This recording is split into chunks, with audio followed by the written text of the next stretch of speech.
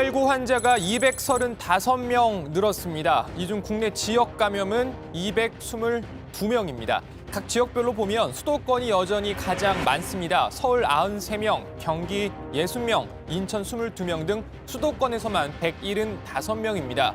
전국 15개 시도에서 환자가 나왔습니다. 사흘째 200명대를 유지 중인데요. 전국에서 강화된 이 사회적 거리두기 2단계가 시행 중이지만 여전히 환자가 너무 많습니다. 200명 이상 확진자가 2주째 발생하고 있습니다. 특히 우려스러운 점은 확진자 가운데 60대 이상의 어르신이 30% 이상을 차지하고 있다는 점입니다. 강화된 사회적 거리두기가 효과를 발휘할 수 있도록 9월 6일까지는 전 국민의 강력한 참여를 간곡히 요청드립니다. 네, 중환자도 급증하는 추세입니다. 8월 18일 이후 오늘까지 중환자 수를 보면요. 8월 18일에 9명이던 것이 12명, 그리고 42명, 58명 이렇게 빠르게 늘더니 오늘 현재 104명으로 증가했습니다. 고령 환자가 늘어난 게 가장 큰 원인으로 꼽힙니다. 고연령 환자군이 늘면서 중증 환자가 2주 전보다 8배 이상 증가하였습니다. 중증 환자의 급속한 증가로 매우 어려운 상황입니다.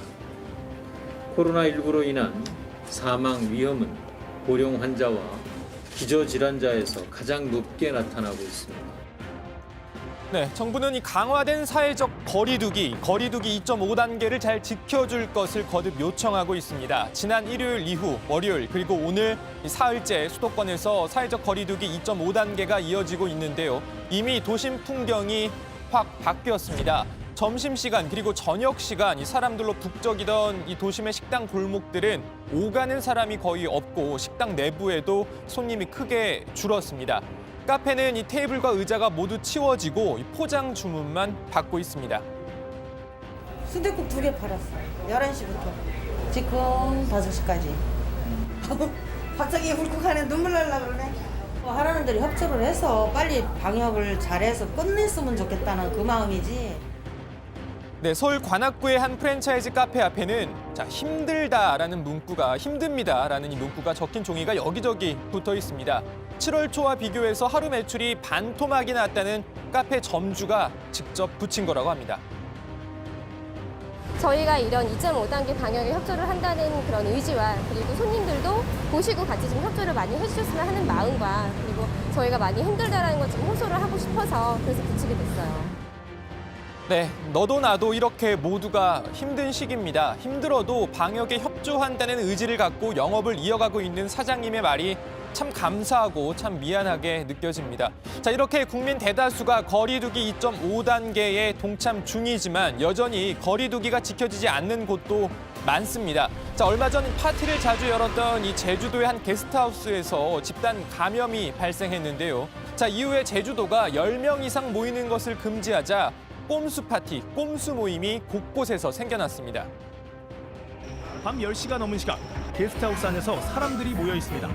거리도 미준수된 상태에서 안에서 막 서로가 막 흥도 보고 노래를 부른다거나 춤을 추는 행위 절대 금지하고 있거든요. 투숙객 9명이 모였습니다.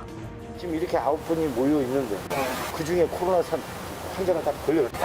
그러면 우리 관계 공무원도 마찬가지고 선생님도 분리받는 건 똑같아요. 제한된 인원보다 1명 적은 상태로 파티를 진행한 겁니다. 비슷한 시각 다른 게스트하우스, 건물 안에선 여러 사람이 밥을 먹고 밖에도 모여 있습니다. 자, 그리고 여전히 마스크 착용을 제대로 하지 않는 사람들도 곳곳에서 볼 수 있는데요. 마스크를 아예 쓰지 않는 경우는 물론이고 턱에 걸치고 있는 경우, 일명 턱스크도 단속 대상입니다. 자, 거듭 말씀드리자면 자, 이 마스크로 턱을 보호하는 건 아무 의미도 없습니다. 다들 아시죠? 자, 혹시 멋으로 그렇게 착용하는 분들이 있다면 죄송하지만 전혀 멋있지가 않습니다. 그저 이기적인 사람으로 보일 뿐입니다. 마스크 의무 착용은 실내는 모든 곳에서, 실외는 집합, 모임, 행사, 집회 등 다중이 모여 사람과 접촉하는 경우, 그리고 사람과 2m 거리 두기가 어려워 접촉할 위험이 있는 경우에는 반드시 마스크를 착용해야 합니다. 자, 그리고 이 문제도 참 심각합니다. 사랑제일교회를 비롯해 전국 곳곳에 이 교회발 집단 감염도 끊이지 않고 있죠. 여기에 광화문 집회 참석자들과 관련한 확진 환자도 계속 나오고 있는데요. 자, 광화문 집회에 참석을 했지만 검사를 받지 않고 버티는 사람들이 여전히 많다고 합니다.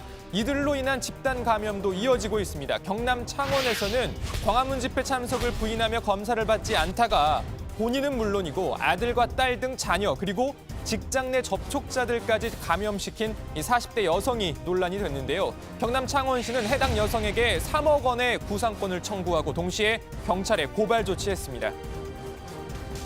창원 51번 확진자로 인한 감염 확산을 막기 위해 우리 창원시는 지난 2일간 2천여 명의 검체를 채취해 검사 완료하였습니다.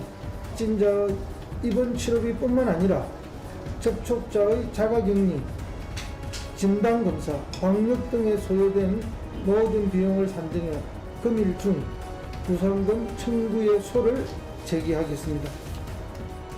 자, 거짓말 한 번의 대가로 이렇게 본인과 가족 그리고 주변 사람들의 건강을 해칠 뿐만 아니라 법적 처벌까지 받을 수 있다는 사실 잊으면 안 되겠습니다. 자, 경기도는 어제 기준으로 이 광화문 집회와 서울 성북구 사랑제일교회 관련 진단검사 대상자 중 2,200여 명이 여전히 검사를 받지 않고 있다라고 하면서 정당한 이유 없이 검사를 거부하는 대상자에 대해서는 고발과 함께 방역비용 구상권 청구를 검토하겠다고 밝혔습니다.